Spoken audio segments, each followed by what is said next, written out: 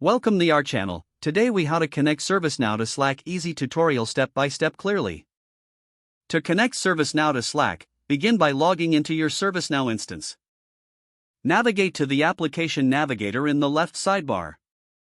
In the filter box, type Integrations to find the Integration Hub. Click on Integration Hub to access the integration options. Select the Connectors module under Integration Hub. In the Connectors page, search for Slack. Once found, click on the Slack connector.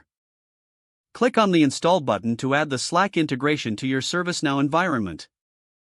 After installation, go back to the Application Navigator.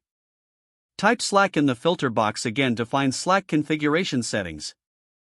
Select Slack from the options that appear. You will see a configuration page for Slack. Here, you'll need to add your Slack workspace information. To do this, you must create a Slack app in your Slack workspace. Go to your Slack workspace and navigate to the Slack API website. In the Slack API menu, click on your apps. Then click the Create New App button. Choose a name for your app and select the workspace where you want it to be installed. After creating the app, navigate to the OAuth and Permissions section in the App Settings. Scroll down to the Scopes section and add the necessary permissions. For basic messaging, add the chat write permission.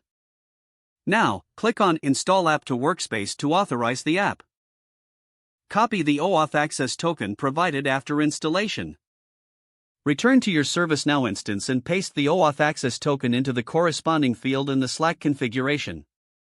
Complete any additional fields required for your integration. Click the Save button to finalize the configuration. You can now create a test notification in ServiceNow. Navigate to an incident or a record you want to test. Don't forget to like this video and subscribe to our channel for more step-by-step tech guides.